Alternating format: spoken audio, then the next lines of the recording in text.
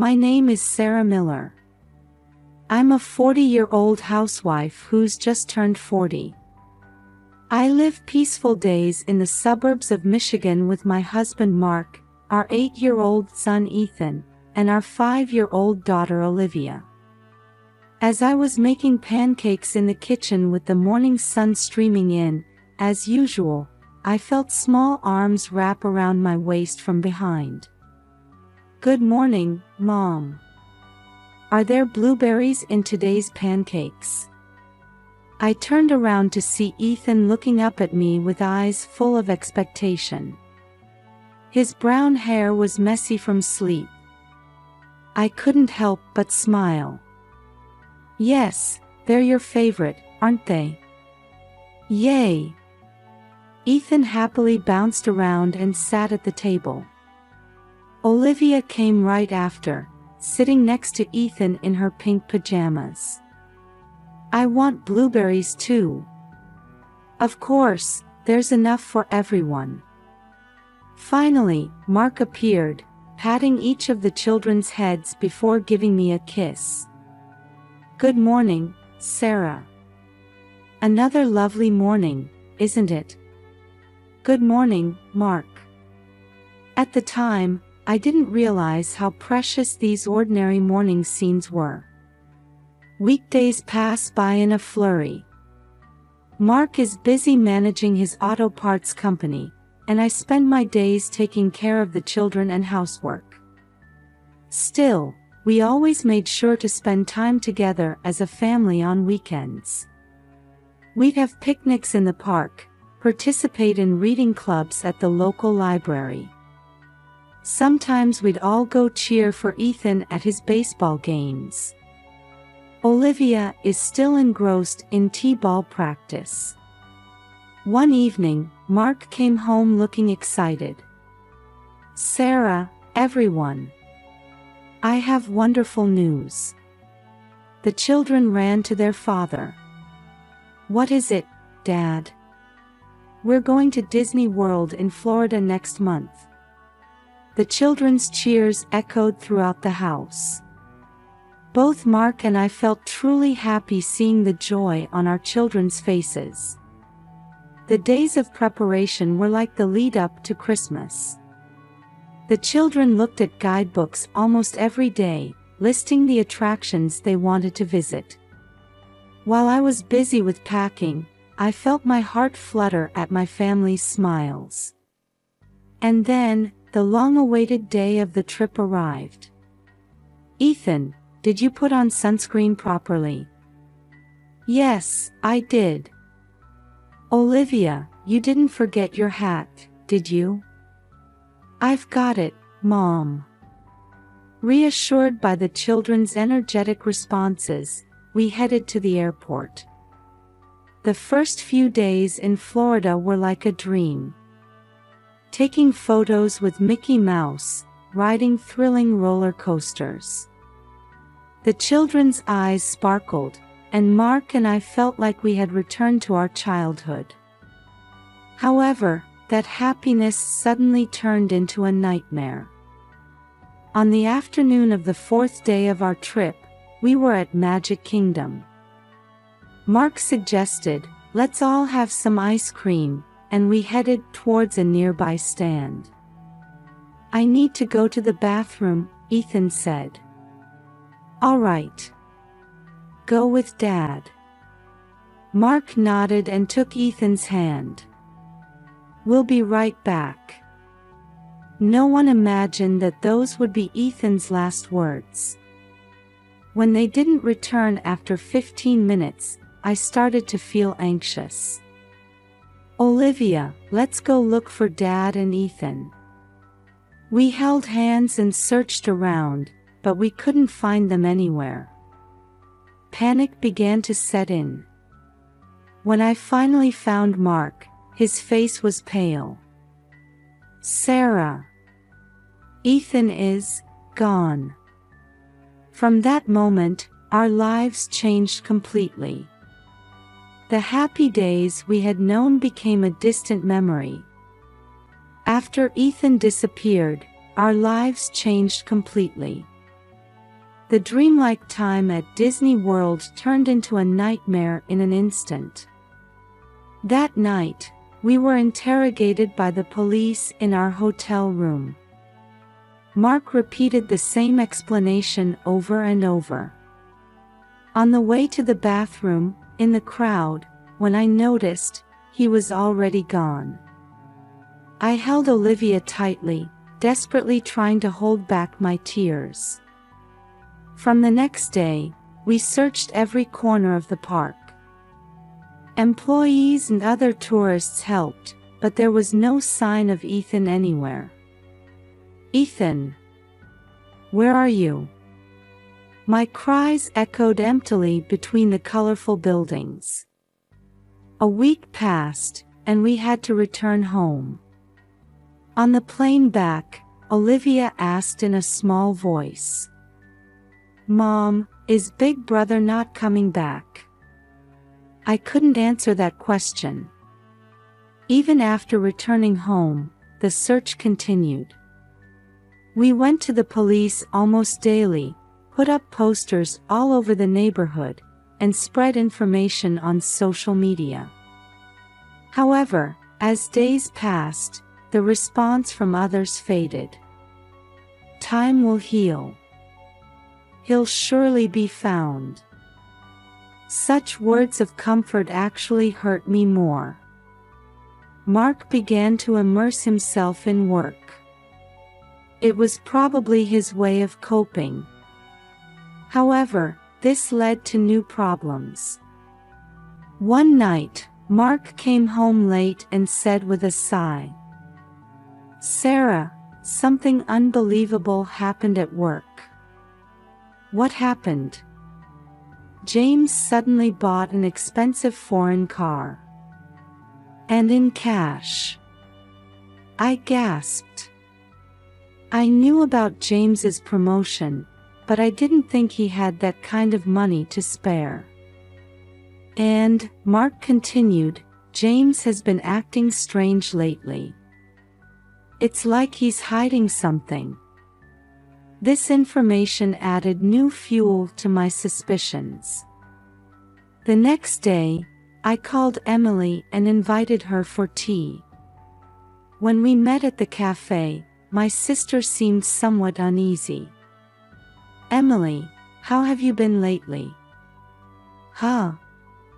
Oh, fine. Normal." During our conversation, I casually brought up the topic of children. "By the way, do you and James plan to have children?" Emily's expression clouded for a moment. "Well, we've been trying, but it hasn't happened yet." At that moment, Emily's phone rang. She hurriedly answered and left the table. When she returned, her face was pale. "Sorry, Sarah. Something urgent came up. We'll catch up another time." Emily hurried away. As I watched her leave, I felt my suspicions growing in my chest. That night, I confided everything to Mark. Olivia's words, my investigation, and my suspicions about Emily and James. At first, Mark couldn't believe it. "Sarah, what are you saying?" Emily took Ethan. "That's ridiculous." But as I explained each piece of information I had gathered, his expression began to change. Indeed, there are too many strange points. The next day, Mark secretly observed James's behavior at work. In the evening, he came home with a surprised look. "Sarah, James was making a suspicious phone call. Talking about that child." At that moment, the TV news caught our attention. Tonight's top story: a large-scale illegal adoption ring operating across state lines has been busted. This organization, which allegedly arranged children for wealthy and fertile couples. Mark and I looked at each other. Everything was starting to connect. To confirm the truth, we made a bold plan. We decided to sneak into Emily and James's house on a day when they would be out. "Are you sure about this?" Mark asked anxiously. "We have no other choice. It's for Ethan." On the chosen day, we nervously headed to Emily's house. Fortunately, the neighborhood was quiet and deserted. Mark took the role of lookout, and I sneaked in through the back door. The house was eerily quiet. With my heart pounding in my ears, I headed to the second floor. As I approached the spot Olivia had pointed out, I could see a slight misalignment in the wallpaper. With trembling hands, I pushed on the wall, and to my surprise, it opened. A narrow passage appeared, with stairs leading down. "It can't be." I took out my flashlight and carefully descended the stairs. Damp air touched my skin. At the bottom of the stairs, I gasped. There was a small room, and on the bed lay a boy. "Ethan." At the sound of my faint voice, the boy slowly raised his face. Gaunt features, long overgrown hair. But it was undoubtedly my son. "Mom." Ethan's voice was weak, and he looked incredulous. I rushed over and embraced Ethan. The tears wouldn't stop. I'm sorry. Mom took so long to come." At that moment, I heard a noise from upstairs. "Is someone there?"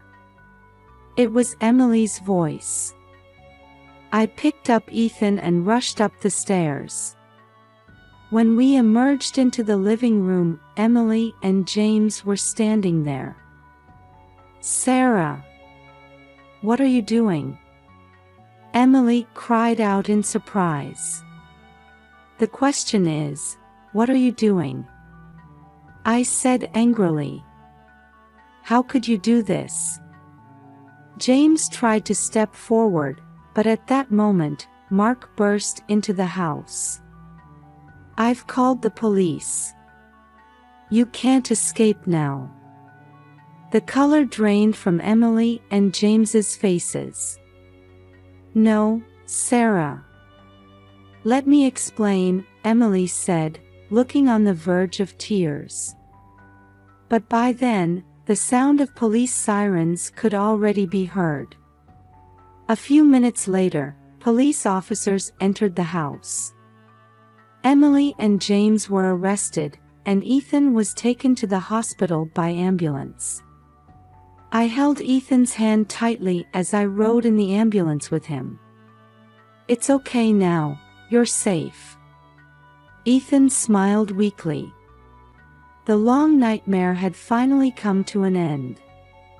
In the ambulance, I held Ethan's emaciated hand tightly. His face was pale, with dark circles under his eyes. What had he experienced during this past year? Upon arriving at the hospital, doctors immediately began examining Ethan. Mark and I spent anxious hours in the waiting room. Several hours later, the attending physician came to us. "Don't worry, his life is not in danger. However, we've observed malnutrition and mild dehydration due to long-term confinement." We let out a sigh of relief. "Can we see our son?" Mark asked. "Yes, please do." When we entered the hospital room, Ethan was lying small in the bed. When he saw us, tears welled up in his eyes. "Mom! Dad!"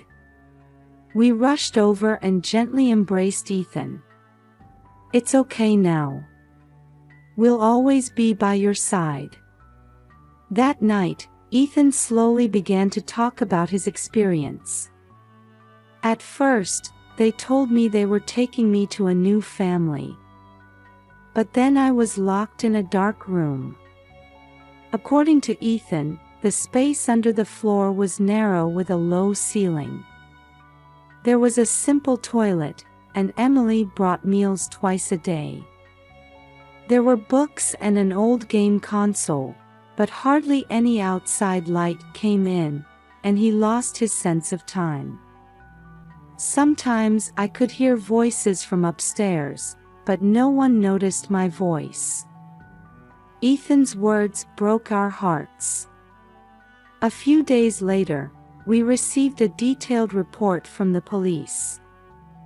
Emily and James were part of a large-scale illegal adoption ring operating across state lines. They had been receiving substantial payments in return for arranging children for wealthy couples struggling with infertility. It seems they kidnapped Ethan to prove their loyalty to the organization, the detective explained with a stern expression. This incident led to the revelation of the entire organization, and many people involved were arrested. Sadly, other children who had been confined were also discovered. Ethan's recovery took time. The emotional scars were deeper than the physical ones. He often woke up from nightmares in the middle of the night, and we took turns staying by his side.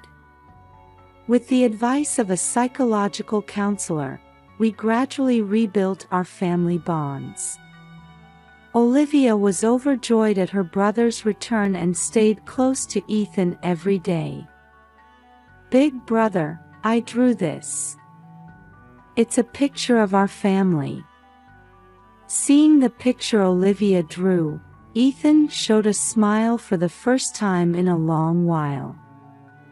Mark also adjusted his work schedule to spend as much time as possible with the family.